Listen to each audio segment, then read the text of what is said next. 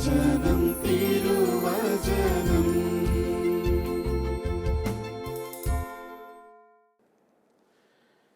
ഈശോ മിശിഹായ്ക്ക് സ്തുതിയായിരിക്കട്ടെ.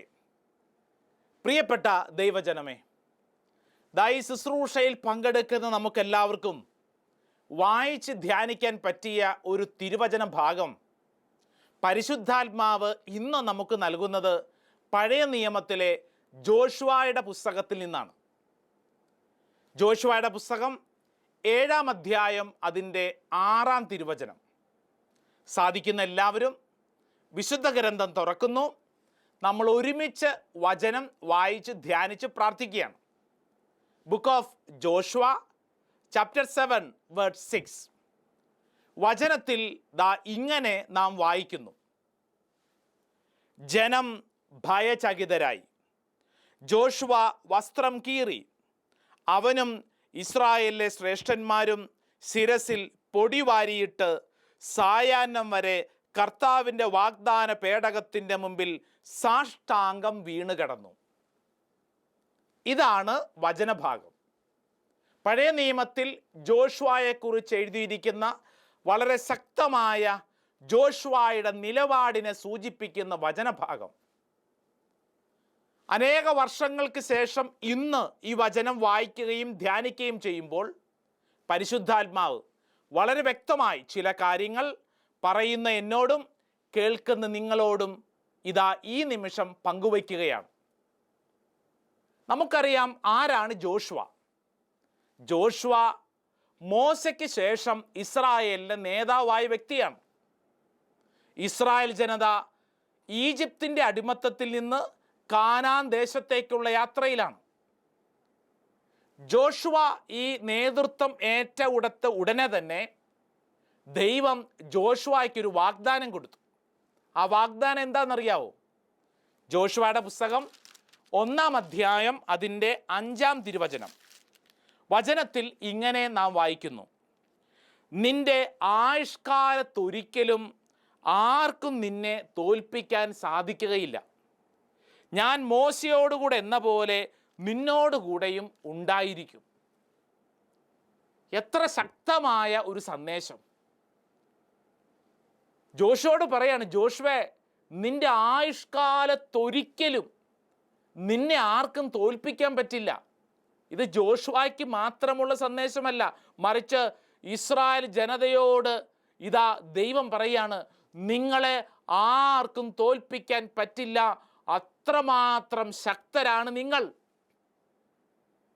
അങ്ങനെ ഇസ്രായേൽ ജനത കാനാൻ ദേശത്തേക്കുള്ള യാത്ര. ആ യാത്രയിൽ അവർ കണ്ടുമുട്ടുന്ന സ്ഥലങ്ങളൊക്കെ അവർ കൈവശം വയ്ക്കുകയാണ്. എല്ലാവരെയും തോൽപ്പിച്ച് അവർ മുന്നോട്ട് പോകുന്നു. പ്രത്യേകിച്ച് 6-ാം അധ്യായം, ജോഷുവയുടെ പുസ്തകം 6-ാം അധ്യായം നമുക്കറിയാം. ജെറീക്കോ എന്ന് പറയുന്ന കോട്ട, അത്രമേൽ ശക്തമായിരുന്ന ജെറീക്കോ കോട്ട ദൈവത്തിൻ്റെ ശക്തമായ സന്ദേശമനുസരിച്ച് പ്രവർത്തിച്ച് ആ ജെറീക്കോ കോട്ട തകർത്തു. അങ്ങനെ വിജയശ്രീലാളിതരായി നിൽക്കുന്ന ഇസ്രായേൽ ജനത അവരടുത്തതായിട്ട് ആക്രമിക്കാൻ പോയത് ആയി എന്ന് പറയുന്ന ചെറിയ ഒരു പട്ടണം. എന്താണ് ഈ പട്ടണത്തിൻ്റെ പേര്? ആയി. ആ പട്ടണത്തെക്കുറിച്ച് ഇങ്ങനെ എഴുതിയിട്ടുണ്ട്. ജോഷുവയുടെ പുസ്തകം 7-ാം അധ്യായം അതിൻ്റെ 3-ാം വചനം. ബഥേലിന് കിഴക്ക് ബെഥോവന് സമീപത്തുള്ള ആയി പട്ടണത്തിലേക്ക് ജെറീക്കോയിൽ നിന്ന് ജോഷുവ ആളുകൾ അയച്ചു പറഞ്ഞു, നിങ്ങൾ പോയി അവിടം രഹസ്യമായി നിരീക്ഷിക്കുവിൻ. അതായത് ജോഷുവ ചില ആളുകളൊക്കെ വിളിച്ചിട്ട് പറഞ്ഞു, നമ്മളിപ്പോൾ ഇനി അടുത്തതായിട്ട് ആക്രമിക്കാൻ പോകുന്നത് ആയി എന്നുള്ള പട്ടണമാണ്. നിങ്ങൾ കുറച്ചു പോയി ആ പട്ടണത്തെ ഒന്ന് കണ്ടു കേട്ടുവാ. ഉടനെ അവർ അങ്ങനെ ചെയ്തു. അവർ തിരികെ വന്ന്, 3-ാം വചനം, അവർ തിരികെ വന്ന് ജോഷുവയോട് പറഞ്ഞു, എല്ലാവരും അങ്ങോട്ട് പോകേണ്ടതില്ല. 2000-ഓ 3000-ഓ പേർ പോയി ആയി ആക്രമിക്കട്ടെ. എല്ലാവരും പോയി ബുദ്ധിമുട്ടേണ്ടതില്ല, കാരണം അവർ കുറച്ചു പേരേയുള്ളൂ. ആയി പട്ടണം എന്ന് പറഞ്ഞാൽ കുറച്ച് പേരേയുള്ളൂ. നമ്മുടെ ഭാഗത്തുനിന്ന് കുറച്ച് പേര് പോയി ഒന്ന് ആക്രമിച്ച് തീർത്തേക്ക്. നിസാരം. അടുത്ത വചനം, 4-ാം വചനം. അങ്ങനെ അവരിൽ നിന്ന് ഏകദേശം 3000 പേർ പോയി. എന്നാൽ അവർ ആയ് പട്ടണക്കാരുടെ മുമ്പിൽ തോറ്റോടി. ആയ് നിവാസികൾ 36ഓളം പേരെ വധിച്ചു. അവർ അവരെ നഗരകവാടം മുതൽ ഷബാറിം വരെ പിന്തുടരുകയും താഴോട്ടിറങ്ങുമ്പോൾ വധിക്കുകയും ചെയ്തു. അതായത് ഒരിക്കലും നിങ്ങൾ തോൽക്കില്ല എന്നാണ് ദൈവം പറഞ്ഞിരുന്നത്. മലയാളത്തിൽ നമ്മൾ പറയും തോറ്റ് തുന്നം പാടുക എന്ന് പറയും. ഇത് അതിനേക്കാളും കഷ്ടം. ആരുടെ അവസ്ഥയാണ്? നമ്മുടെ ഇസ്രായേൽക്കാരുടെ അവസ്ഥ. തോറ്റ് തുന്നം പാടിയിരിക്കുകയാണ്. ഈ അവസരത്തിൽ ജോഷുവായും ഇസ്രായേൽക്കാരും എന്ത് ചെയ്തു? ഒരു പരാജയമുണ്ടായപ്പോൾ, ഒരു പ്രതിസന്ധി ഉണ്ടായപ്പോൾ, ഒരു പ്രശ്നത്തിൻ്റെ മുമ്പിൽ അവർ എന്തു ചെയ്തു? വചനത്തിൽ നമ്മളിങ്ങനെ വായിക്കുന്നു, 6-ാം വചനം. ജനം ഭയചകിതരായി ജോഷുവ വസ്ത്രം കീറി, അവനും ഇസ്രായേലിലെ ശ്രേഷ്ഠന്മാരും ശിരസിൽ പൊടിവാരിയിട്ട് സായാഹ്നം വരെ കർത്താവിൻ്റെ വാഗ്ദാന പേടകത്തിൻ്റെ മുമ്പിൽ സാഷ്ടാംഗം വീണുകിടന്നു. ശിരസിൽ പൊടിവാരിയിട്ടു, വസ്ത്രം കീറി എന്നൊക്കെ പറഞ്ഞാൽ അത് പഴയ നിയമത്തിൽ അനുതാപത്തെ സ്ഥാപിക്കുന്നതാണ്. ദൈവ തിരുമുമ്പിൽ തങ്ങളെ എളിമപ്പെടുത്തുന്ന ഒരു പ്രാർത്ഥനാ രീതിയാണ്. ദാ ജോഷുവായും നേതാക്കന്മാരും വാഗ്ദാന പേടകത്തിൻ്റെ മുമ്പിൽ, ഈ കാലഘട്ടത്തിലാണെങ്കിൽ ദാ ദേവാലയത്തിൽ കമിഴ്ന്ന് സാഷ്ടാംഗം കിടക്കുകയാണ് മണിക്കൂറുകളോളം. ഇതാണ് ദാ ഇന്ന് കർത്താവ് നമുക്ക് നൽകുന്ന സന്ദേശം. ജീവിതത്തിൽ ഒരു പ്രതിസന്ധി, തോൽവി, പ്രശ്നം ഉണ്ടാകുമ്പോൾ നമ്മൾ എന്താണ് ചെയ്യേണ്ടത്? ദൈവ തിരുമുമ്പിൽ എളിമപ്പെട്ട് തമ്പുരാൻ്റെ മുമ്പിൽ സാഷ്ടാംഗം വീണ് പ്രാർത്ഥിക്കുക, കണ്ണുനീരോടെ പ്രാർത്ഥിക്കുക. തുടർന്നുള്ള വചനങ്ങൾ വായിക്കുമ്പോൾ ജോഷുവയുടെ ഈ വചനം, ഈ പ്രാർത്ഥന നമ്മുടെ മുമ്പിൽ അത്രമേൽ ശക്തമായി നിലകൊള്ളുന്നുണ്ട്. ജോഷുവ ദൈവത്തോട് ചില ചോദ്യങ്ങളൊക്കെ ചോദിക്കുന്നുണ്ട്. പ്രിയപ്പെട്ടവരെ, ഈ ചോദ്യങ്ങളൊക്കെ ചോദിച്ചതും ദൈവത്തോടുള്ള സംഭാഷണമൊക്കെ ഈ വാഗ്ദാന പേടകത്തിൻ്റെ മുമ്പിലാണ്. പ്രിയപ്പെട്ടവരെ, നമ്മുടെ കുടുംബത്തിൽ ഒരു പ്രതിസന്ധി, ഒരു പരാജയം, അസ്വസ്ഥത ഉണ്ടാകുമ്പോൾ എങ്ങനെയാണ് നമ്മൾ കൈകാര്യം ചെയ്യുന്നത്? വചനം പഠിപ്പിക്കുന്നു, ജോഷുവ ചെയ്തതുപോലെ കണ്ണുനീരോടുകൂടെ പ്രാർത്ഥിക്കുക. വാഗ്ദാന പേടകത്തിൻ്റെ മുമ്പിൽ കണ്ണുനീരോടെ എളിമപ്പെട്ട് പ്രാർത്ഥിച്ചതുപോലെ കുടുംബനാഥനും കുടുംബനാഥയും മക്കളും, ആരൊക്കെയാണോ പ്രശ്നത്തിൻ്റെ കാരണക്കാരും അനുഭവിക്കുന്നവരും, അവരെല്ലാവരും കണ്ണുനീരോടെ പ്രാർത്ഥിക്കണം. അവിടെ സത്യം വെളിപ്പെടും. എന്തുകൊണ്ട് ഇങ്ങനെ ഒരു പരാജയം ഉണ്ടായി എന്ന് വെളിപ്പെടും. കാരണം നമുക്കറിയാം, ഇസ്രായേൽ ജനതയോട് ജോഷുവയുടെ ദൈവം പറഞ്ഞിട്ടുണ്ട്, നിങ്ങൾ ഒരിക്കലും തോൽക്കില്ല. പിന്നെ എന്തേ അവർ തോറ്റു? വചനം വായിച്ചു വരുമ്പോൾ അതിൻ്റെ കാരണമുണ്ട്. ആ കാരണം വെളിപ്പെട്ടത് അവർ കണ്ണുനീരോടെ പ്രാർത്ഥിച്ചപ്പോഴാണ്. നിന്റെ ജീവിതത്തിലെ ഒരു പ്രതിസന്ധിക്ക് എന്താണ് കാരണം എന്നറിയേണ്ടത് എപ്പോഴാ? ദൈവ തിരുമുമ്പിൽ കണ്ണുനീരോടെ പ്രാർത്ഥിച്ചാൽ, മണിക്കൂറുകളോളം തമ്പുരാൻ്റെ മുമ്പിൽ ചെലവഴിച്ചാൽ അതിന് ഉത്തരം കിട്ടും. ഞാനിത് പങ്കുവയ്ക്കുമ്പോൾ ഒരു കുടുംബത്തെക്കുറിച്ച് മാത്രമല്ല, പ്രിയപ്പെട്ടവരെ, ഈ കാലഘട്ടത്തിൽ നമ്മുടെയൊക്കെ തിരുസഭയിൽ, കൂട്ടായ്മകളിൽ, ധ്യാന മന്ദിരങ്ങളിൽ, ഓരോ ദേശത്തും പ്രാർത്ഥിക്കേണ്ട പ്രാർത്ഥനാ രീതിയാണിത്. കാരണം അത്രമേൽ തിന്മ പല മേഖലകളിലും കടന്നുകൂടിയിട്ടുണ്ട്. തിരുസഭയിൽ ഈ മഹാമാരിയുടെ അസ്വസ്ഥത നിറഞ്ഞ അനുഭവത്തിൽ ഈ നാളുകളിലെ ചർച്ചകൾ എന്താണ്? പരസ്പരം വാഗ്വാദങ്ങളിൽ അസ്വസ്ഥപ്പെടുത്തുന്ന, ശത്രുതാ മനോഭാവത്തോടുകൂടെ നിലപാടുകൾ ഉയർക്കുന്ന ഒരു ജീവിത അവസ്ഥയിലൂടെയാണ് നമ്മളൊക്കെ കടന്നു പോകുന്നത്. ഇതാർക്കും നിഷേധിക്കാനാവില്ല. കാരണം നമ്മളൊക്കെ ആയിരിക്കുന്ന ജീവിത അവസ്ഥയിൽ നമ്മൾ അനുഭവിക്കുകയാണ്. ഇവിടെയാണ് ജോഷുവ ഒരു കാര്യം നമ്മളെ പഠിപ്പിക്കുന്നത്. എങ്ങനെയാണ് നീ ഒരു പ്രതിസന്ധിയെ നേരിടേണ്ടത്? ഈ അവസരത്തിൽ ഈ കാലഘട്ടത്തിലെ തിരുസഭയിലെയും നമ്മുടെ കുടുംബത്തിലെയും പ്രതിസന്ധിയെ നമ്മൾ തിരിച്ചറിയേണ്ടിയിരിക്കുന്നു. പ്രധാനമായും 3 തരത്തിൽ പ്രതിസന്ധികൾ രൂപം കൊള്ളുന്നുണ്ട്. അകത്തുനിന്നും പുറത്തുനിന്നും. പുറത്തു നിന്നുള്ള പ്രതിസന്ധി നമുക്കറിയാം, അത് സഭാ പീഡനങ്ങളാണ്. അതൊരു വശത്ത്. അതിനേക്കാൾ വലുതാണ് അകത്തുനിന്ന് നമ്മൾ അനുഭവിക്കുന്നത്. അപ്രകാരം അനുഭവിക്കുമ്പോൾ പ്രധാനമായി 3 കാര്യങ്ങൾ നമ്മൾ തിരിച്ചറിയേണ്ടിയിരിക്കുന്നു. അതിൽ ഒന്നാമത്തെ കാര്യം, ഒരേ ലക്ഷ്യത്തിനു വേണ്ടി ഒരേ വഴിയിൽ സഞ്ചരിക്കുന്നവരെ തമ്മിൽ അടുപ്പിക്കും. ഇതാണ് പിശാചിൻ്റെ ഒന്നാമത്തെ പരിപാടി. എന്തു ചെയ്യും? തമ്മിൽ അടുപ്പിക്കും. ഒരേ വഴിയിൽ ഒരേ ലക്ഷ്യത്തിനു വേണ്ടി നീങ്ങുന്നവരാണവർ, പക്ഷേ അവരെ തമ്മിലടുപ്പിക്കും. ഇതല്ലേ തിരുസഭയിലൊക്കെ കുടുംബങ്ങളിലൊക്കെ നമ്മൾ അനുഭവിക്കുന്നത്, തമ്മിലടുപ്പിക്കും. പഴയ നിയമത്തിൽ ബാബേൽ സംസ്കാരം എന്ന പേരിൽ നമ്മൾ വായിച്ചിട്ടുണ്ട്, പഠിച്ചിട്ടുണ്ട്.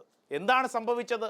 ഉൽപ്പത്തി പുസ്തകം 11-ാം അധ്യായം വചനം 9-ാം വചനം. ആ സ്ഥലത്തിന് ബഥേൽ എന്ന പേരുണ്ടായി. അവിടെ വെച്ചാണ് കർത്താവ് ഭൂമിയിലെ ഭാഷ ഭിന്നിപ്പിച്ചതും അവരെ നാടാകെ ചിതറിച്ചതും. ഭാഷകൾ ഭിന്നിക്കപ്പെടുക, ദേശത്തെ ഭിന്നിപ്പിക്കുക. പ്രിയപ്പെട്ടവരെ, ഇതിനെ ബാബേൽ സംസ്കാരം എന്ന് നമ്മൾ വിളിക്കുന്നു. അതായത് ഒരേ ലക്ഷ്യത്തിനു വേണ്ടി ഒരുമിച്ച് പോകേണ്ടവരെ തമ്മിലടിപ്പിച്ച് പിശാച് അവിടെ കയറി ഭരിക്കും. രണ്ടാമതായി സംഭവിക്കുന്ന കാര്യം, അതായത് ഒരേ ലക്ഷ്യത്തിനു വേണ്ടി യാത്ര ചെയ്യുന്നവരെ തമ്മിലടിപ്പിച്ച് കഴിയുമ്പോൾ പിന്നീട് ശത്രുവായിട്ട് കണക്കാക്കാൻ തുടങ്ങും. ഞാനിത് പറയുമ്പോൾ നിങ്ങളായിരിക്കുന്ന ജീവിതാവസ്ഥയെ വെച്ച് നിങ്ങളൊന്ന് ധ്യാനിക്കണം. ചില ആളുകളെ, ചില ജീവിതാവസ്ഥകളെ ഒക്കെ ഇന്ന് നീ ശത്രുവായിട്ട് കണക്കാക്കുന്നുണ്ടോ? ശത്രുവായിട്ട് കണക്കാക്കാൻ തുടങ്ങുമ്പോൾ ആ ശത്രുവിനെ നശിപ്പിക്കേണ്ടത് എങ്ങനെയെന്നാണ് നമ്മൾ ആദ്യം ചിന്തിച്ചു തുടങ്ങുന്നത്. അതേത് രൂപത്തിലും ഭാവത്തിലും തയ്യാറാണ്. ശത്രുവിനെ നശിപ്പിക്കണം. പ്രത്യേകിച്ച് പല രൂപത്തിൽ രൂപതകൾ തമ്മിൽ ചിലരൊക്കെ ചോദിക്കുന്നത്, നീ ഏത് രൂപതയാ? അതിനുശേഷമാണ് നിലപാടുകൾ പ്രഖ്യാപിക്കുന്നത്. നീ ഏത് സ്ഥലത്തുനിന്നാ? ഭാരതത്തിലെ തന്നെ നീ ഏത് സ്ഥലത്തു നിന്നാണ്? ഇപ്പം കേരളത്തിൽ നിന്നാണെങ്കിൽ കേരളത്തിൽ നീ എവിടെ നിന്നാണ് എന്ന് പറഞ്ഞാൽ, ഒരേ ലക്ഷ്യത്തിനു വേണ്ടി തോളോട് തോള് ചേർന്ന് സഞ്ചരിക്കേണ്ടവർ പരസ്പരം ചെളിവാരി എറിയുകയും ഇപ്രകാരം ക്രൂരമായ ചോദ്യങ്ങൾ ചോദിച്ച് തമ്മിൽ അടുപ്പിക്കുകയും ചെയ്യുമ്പോൾ ഇത് പരിശുദ്ധാത്മാവാണ്. ഇത് പിശാചിൻ്റെ ഏറ്റവും വലിയ അവൻ്റെ അസ്വസ്ഥത നിറഞ്ഞ മേഖലയാണത്. ഇത് തിരിച്ചറിഞ്ഞില്ലെങ്കിൽ നമ്മുടെ ജീവിതത്തിൻ്റെ സകല ചൈതന്യവും നഷ്ടപ്പെടും. നമ്മുടെ ലക്ഷ്യം നഷ്ടപ്പെട്ടു പോകും. പരസ്പരം തോളോട് തോള് ചേർന്ന് നിൽക്കേണ്ട സഹോദരങ്ങൾ ശത്രുക്കളായി മാറിക്കഴിഞ്ഞാൽ പിന്നെ എന്ത് കാര്യം? എന്തിനു വേണ്ടിയിട്ടാണ് പിന്നീട് നമ്മൾ നിലകൊള്ളുന്നത്? മൂന്നാമത്തെ കാര്യം, പ്രിയപ്പെട്ടവരെ, നന്മ കാണാൻ പറ്റാത്ത വിധം ആത്മീയമായ അന്ധത ബാധിക്കും. ആത്മീയ അന്ധത, സ്പിരിച്വൽ ബ്ലൈൻഡ്നെസ്. ഇപ്പം നമുക്ക് കണ്ണ് കാണാം അല്ലേ? കണ്ണ് കാണാൻ പറ്റുന്നത് കൊണ്ട് നമ്മൾ പരസ്പരം കാണുന്നു, ചെവി കേൾക്കാൻ പറ്റുന്നത് കൊണ്ട് കേൾക്കുന്നു.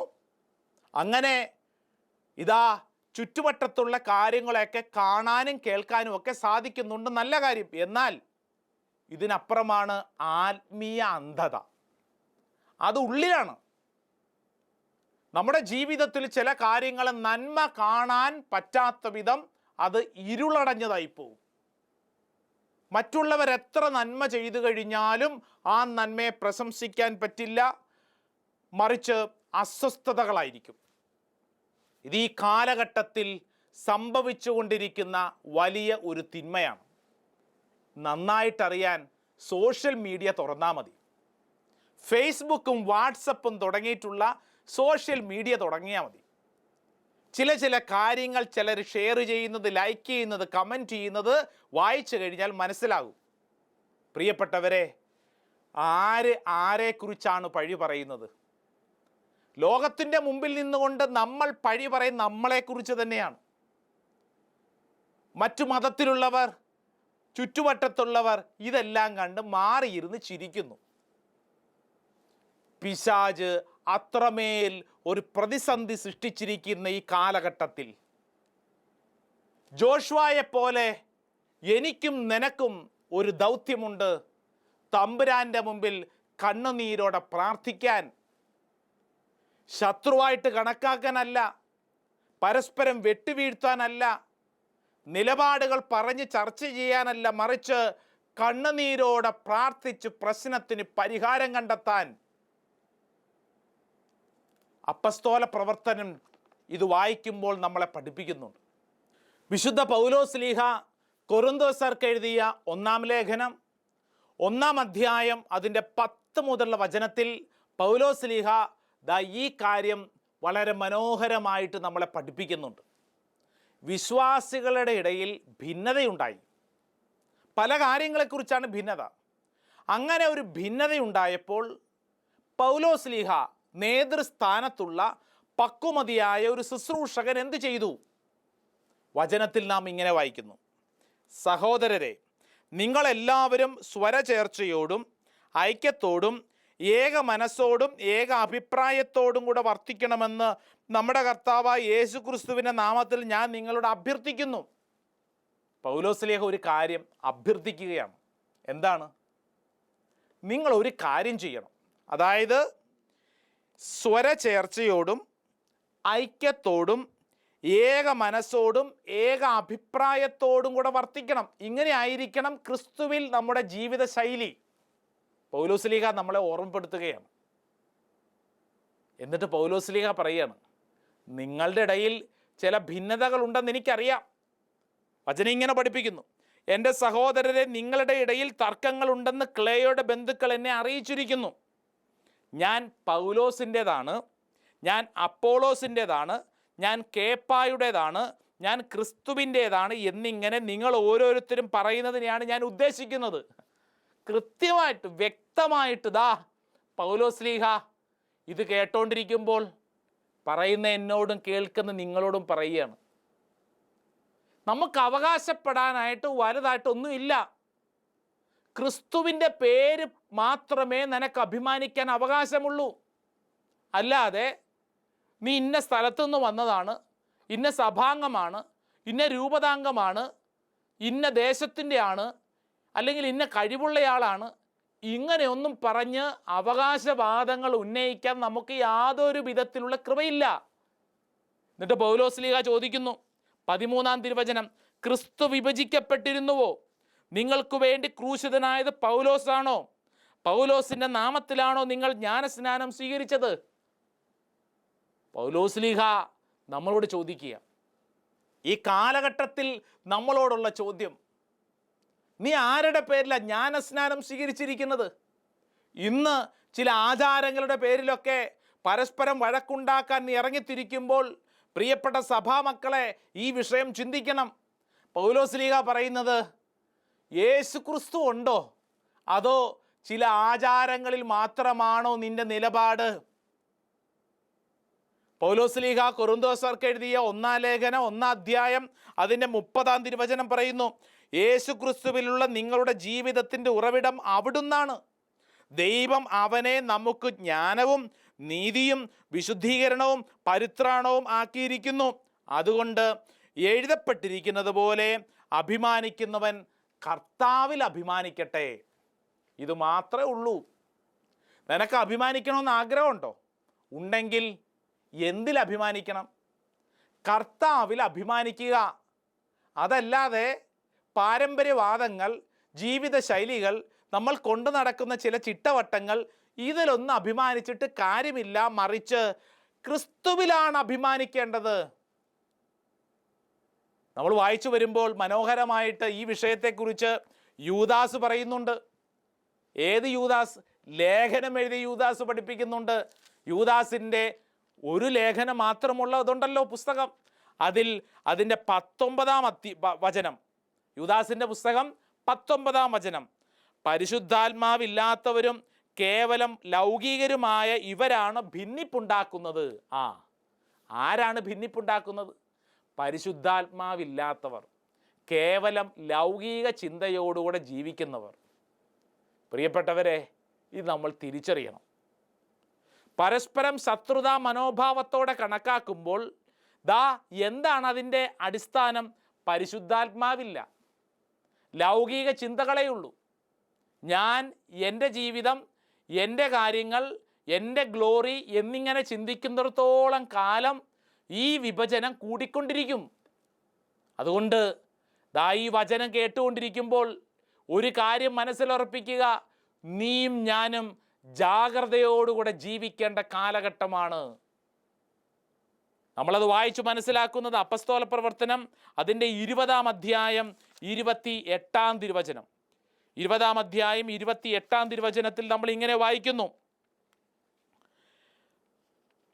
നിങ്ങളെയും അജഗണം മുഴുവനെയും പറ്റി നിങ്ങൾ ജാഗരൂകരായിരിക്കുവിൻ. കർത്താവ് സ്വന്തം രക്തത്താൽ നേടിയെടുത്ത ദൈവത്തിൻ്റെ സഭയെ പരിപാലിക്കാൻ പരിശുദ്ധാത്മാവ് നിയോഗിച്ചിരിക്കുന്ന അജപാലകരാണ് നിങ്ങൾ.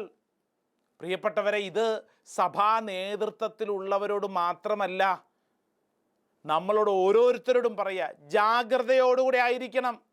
ഐക്യം നഷ്ടപ്പെടുത്തുന്ന പ്രവൃത്തികൾ ഇടപെടരുത്. ഇത് ജാഗ്രതയോടുകൂടെ നിലപാടുകൾ തിരിച്ചറിയേണ്ട സമയമാണ്. അതുകൊണ്ട് ഈ ശുശ്രൂഷ അവസരത്തിൽ പഴയ നിയമത്തിലെ ജോഷുവയെ ചേർത്ത് പിടിച്ച്, പുതിയ നിയമത്തിലെ വിശുദ്ധ പൗലോസിനെ ചേർത്ത് പിടിച്ച് ഈ കാലഘട്ടത്തിൽ ഇതൊരു ആത്മീയ രഹസ്യമായി ഹൃദയത്തിൽ സൂക്ഷിക്കുക. നമ്മൾ എങ്ങനെയാണ് ജീവിക്കേണ്ടത്? നമ്മുടെ നിലപാടുകൾ എങ്ങനെയായിരിക്കണം? യേശുക്രിസ്തുവിൽ അഭിമാനിക്കുന്ന ഒരു നിലപാടായിരിക്കണം. അങ്ങനെയുള്ള സ്ഥലങ്ങളിൽ മാത്രമേ പരിശുദ്ധാത്മാവ് നയിക്കുന്ന ഒരു സഭയുടെ ചരിത്രമുള്ളൂ. ഇല്ലെങ്കിൽ എപ്പോഴും അസ്വസ്ഥത നിഴലിച്ചുകൊണ്ടിരിക്കും. ഈ അവസരത്തിൽ 3 പ്രധാനപ്പെട്ട കാര്യങ്ങളിലേക്ക് നമ്മുടെ ശ്രദ്ധ തിരിക്കുക. അതായത്, എളിമപ്പെട്ടു പ്രാർത്ഥിക്കുക. ഒന്നാമത്തെ കാര്യം അതാണ്, എളിമപ്പെട്ടു പ്രാർത്ഥിക്കുക. സ്ഥാനമാനങ്ങൾ, നമ്മുടെ അംഗീകാരങ്ങൾ, നമ്മുടെ കഴിവുകൾ, നമ്മൾ ഇന്നോളം ആയിരിക്കുന്ന ചില കാര്യങ്ങളുണ്ടല്ലോ, ഇതിലൊന്നും കാര്യമില്ല. മറിച്ച് ജോഷുവ ചെയ്തതുപോലെ എളിമപ്പെട്ട് തമ്പുരാൻ്റെ മുമ്പിൽ സാഷ്ടാംഗം വീണ് കിടന്ന് പ്രാർത്ഥിച്ചാൽ ഈ വിഷയങ്ങൾക്ക്, പ്രതിസന്ധികൾക്ക് ഉത്തരവുണ്ടാവും. രണ്ടാമത്തെ കാര്യം, ശത്രുവിനെ തിരിച്ചറിഞ്ഞിരിക്കണം.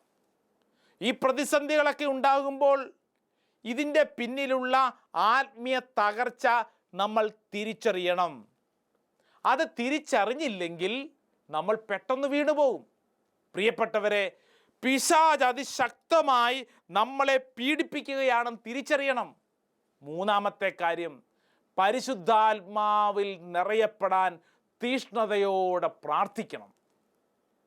ഒരു പന്തക്കുസ്ത അനുഭവം ജീവിതത്തിൽ എപ്പോഴും അനുഭവിക്കുന്ന ഒരു ദൈവിക ശക്തിയായി നമ്മുടെ കൂടെ ഉണ്ടാവട്ടെ. കാരണം പന്തക്കുസ്ത ദിനത്തിൽ ശിഷ്യന്മാർ ഒരുമിച്ച് പ്രാർത്ഥിച്ചു കൊണ്ടിരുന്നപ്പോൾ, ഏക മനസ്സോടും ഏക ഹൃദയത്തോടും കൂടെ പ്രാർത്ഥിച്ചു കൊണ്ടിരുന്നപ്പോൾ അവരുടെ ജീവിത ശൈലിക്ക് വ്യത്യാസങ്ങളുണ്ടായി. പരിശുദ്ധാത്മാവ് അവരെ ഏറ്റെടുക്കാൻ തുടങ്ങി. അപ്പസ്തോല പ്രവർത്തന പുസ്തകം ഈ വിഷയത്തോട് ചേർന്ന് വായിച്ച് ധ്യാനിക്കാൻ പറ്റിയ പുസ്തകമാണ്. കാരണം ഓരോ വചനത്തിൽ എഴുതി വച്ചിരിക്കുന്നത് അവർ ഏക മനസ്സോടുകൂടി, ഏക ഹൃദയ ചൈതന്യത്തോടുകൂടി ആയിരുന്നു ആദിമ ക്രൈസ്തവർ. തിരുസഭയുടെ ചരിത്രം അതാണ്. അവർ ഒരുമിച്ചായിരുന്നു. ഈ കാലഘട്ടത്തിൽ തിരുസഭയെ വിഭജിക്കപ്പെടുന്ന തരത്തിൽ ചിന്തകളും ശൈലികളുമായിട്ട് ആരെങ്കിലുമൊക്കെ നമ്മളെ സമീപിക്കുമ്പോൾ, പ്രിയപ്പെട്ട സഹോദര സഹോദരി, വിശുദ്ധ ഗ്രന്ഥം എടുക്കണം, വായിക്കണം. എന്നിട്ട് അപ്പസ്തോല പ്രവർത്തന്മാർ എങ്ങനെ ജീവിച്ചു അതുപോലെ ജീവിക്കാനുള്ള ഒരാത്മീയ കൃപ നമുക്ക് സ്വീകരിക്കാം. പരിശുദ്ധാത്മാവ് നയിക്കുന്ന സഭ. അപ്പോൾ അതുകൊണ്ട് പഴയ നിയമത്തിലെ ജോഷുവ ഈ സമയത്ത് നമ്മൾ ഓർമ്മപ്പെടുത്തുന്ന കാര്യം, പ്രതിസന്ധി ഉണ്ടാകുമ്പോൾ ചെളിവാരി അറിയാനല്ല, ജീവിതത്തിൽ അസ്വസ്ഥപ്പെടാനല്ല, മറിച്ച് തമ്പുരാൻ്റെ മുമ്പിൽ കണ്ണുനീരോടെ പ്രാർത്ഥിക്കാൻ പക്വതയുള്ള ശുശ്രൂഷകരുടെ നിലപാടുകൾ നമുക്കും സ്വീകരിക്കാം. പ്രിയപ്പെട്ടവരെ, നമ്മുടെ കുടുംബത്തിൽ, വ്യക്തിജീവിതത്തിൽ, കൂട്ടായ്മയിലൊക്കെ പ്രശ്നങ്ങളും പ്രതിസന്ധികളും ഒക്കെ ഉണ്ടാകുമ്പോൾ ചെയ്യേണ്ട കാര്യം വചനം ഇന്ന് നമ്മളെ പഠിപ്പിക്കുകയാണ്. തമ്പുരാൻ്റെ മുമ്പിൽ എളിമപ്പെട്ട് അനുതപിച്ച് പ്രാർത്ഥിച്ചാൽ സത്യം വെളിപ്പെടും. ഈ പ്രതിസന്ധി എന്താണ് എന്ന് വെളിപ്പെടും. അതിനുള്ള കൃപ സമൃദ്ധമായിട്ട് എല്ലാവർക്കും ചൊരിയപ്പെടട്ടെ എന്ന് ആശംസിക്കുകയും പ്രാർത്ഥിക്കുകയും ചെയ്യുന്നു. ദൈവം സമൃദ്ധമായിട്ട് നമ്മളെ അനുഗ്രഹിക്കട്ടെ. ആമേൻ.